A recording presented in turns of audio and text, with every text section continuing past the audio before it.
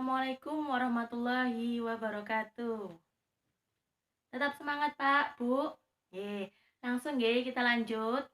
Menyambung dari sesi sebelumnya masih pembahasan yang sama yaitu eksploitasi anak. Apa Bu, eksploitasi anak tadi yang sudah dijelaskan? Jadi kata kuncinya adalah pemanfaatan tubuh anak atau penyalahgunaan tenaganya anak atau memanfaatkan kepolosan anak, ketidaktahuan anak yang menguntungkan orang tua atau keluarganya.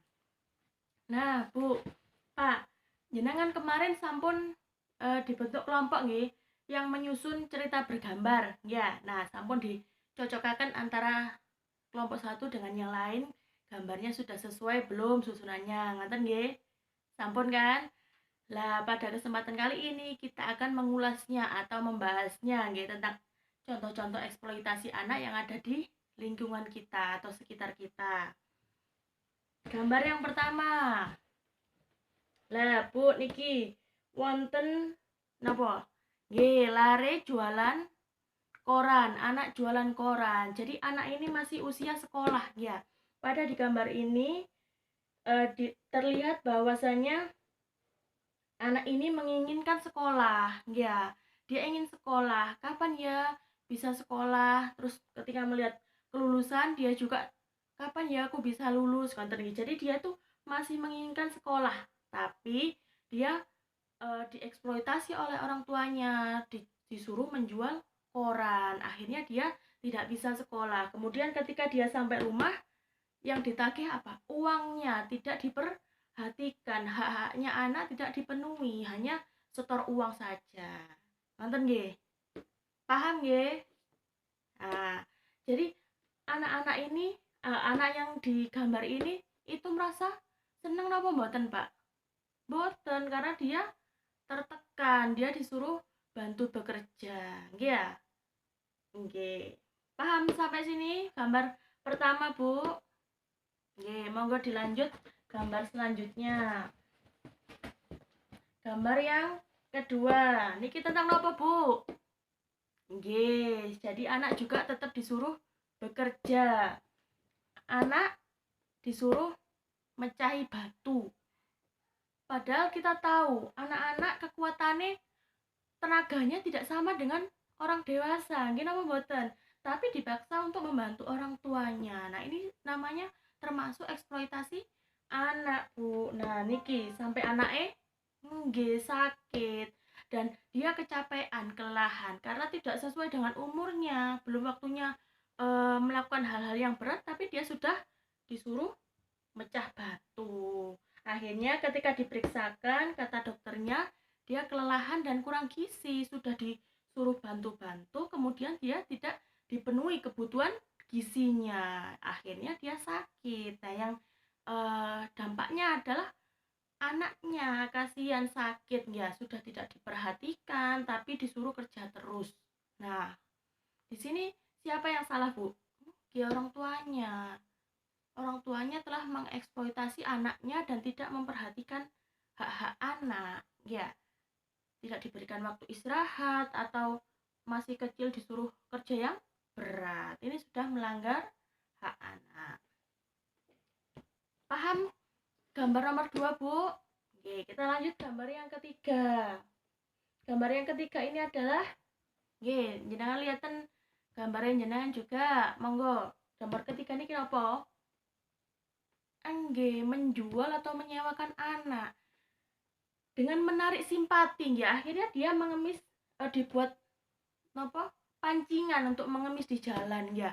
Ketika kita tahu di jalan raya misalnya Ibu melihat anak kecil itu dibawa oleh ibunya untuk meminta-minta, kita nggak tahu itu anaknya beneran atau enggak atau itu nyewa, hanya untuk menarik simpati atau iba dari orang yang melihatnya. Akhirnya orang kasihan dan memberikan uang pancingan dan menguntungkan orang tuanya saja. Dia masih bayi, dia masih anak-anak, nggak ngerti ya. Nah, ini namanya eksploitasi, Bu. Termasuk eksploitasi, dipaksa, dimanfaatkan. Ya, paham nggih, Pak, Bu, sampai sini? Nggih. Jadi ini adalah ketiga gambar ini adalah salah satu contoh atau beberapa contoh dari eksploitasi anak. dimanfaatkan tenaganya atau keuntungannya jadi bayi tadi kan menarik iba ngoten ya. Jadi menarik simpati orang-orang itu dimanfaatkan. Jadi panjenengan sedanten kalau misalnya mempunyai anak ya jangan sampai melakukan hal serupa. Kenapa mboten? Kasihan anaknya, Bu. Dia punya masa depan yang cerah, tapi ketika diperlakukan oleh keluarganya seperti ini, itu akan berdampak buruk pada perkembangan dia. Nah, akibatnya mari kita bahas nih, dampak-dampak dari eksploitasi. Nih, Bu, ada unsur keuntungan. Jadi eksploitasi itu ada unsur keuntungannya, materi, memperoleh uang. Contohnya yaitu ada anak yang dilacurkan atau jual diri. Jadi anaknya itu dipaksa untuk menghasilkan uang, ya. Jadi anaknya dijadikan anak ya jual diri ngonten ya. Jadi uangnya untuk orang tua atau untuk kebutuhan keluarga, untuk membantu orang tuanya. Jadi kasihan anaknya yang dimanfaatkan ini untuk uang. Terus ada lagi yang untuk status sosial, Bu. Jadi anaknya dinikahkan dengan orang yang punya jabatan untuk mendapatkan status sosial. Anaknya yang punya jabatan lah pokoknya. Jadi dia status sosialnya nanti diharapkan bisa naik nonton ketika dia dinikahkan dengan orang yang punya jabatan. Padahal dia masih usia belum nikah, nonton ya. Jadi dia ya dipaksa itu untuk mendapatkan status sosial keluarganya. Paham Kak, Bu sampai sini? Kecepatan apa mboten? Oh nggih, alhamdulillah jelas nggih. Baik, kita akan membahas akibat dari eksploitasi anak, Bu. Ketika anak tadi tidak disuruh bekerja, bisa jadi anak akan putus sekolah. Akhirnya dia tidak bisa melanjutkan sekolah karena disuruh bekerja yang pada saat waktu-waktu sekolah. Tadi kan jualan koran di pagi hari ya. Nah, itu akan membuat anak bisa putus sekolah. Kemudian perkembangan fisiknya anak akan terganggu. Jadi dia mikir mikir nopo kerjaan terus mangani lali, gisine nggak sesuai, fisiknya akan terganggu ya perkembangannya. Perkembangan otak juga anak menjadi penakut, murung dan menarik diri. Jadi dia tuh tidak percaya diri. Misalnya konco-konco di sekolah kita bahas-bahas pelajaran, dia akan murung sendiri, Bu. Dia nggak ngerti perkembangan di sekolah seperti apa yang dimaksud. Misalnya ada pelajaran apa, dia nggak nyambung karena dia nggak mendapatkan hak sekolah itu. Ya kasihan kan ya, waktu nih masa-masa sekolah tapi dia menghabiskannya untuk bekerja padahal belum waktunya. Nah, itu.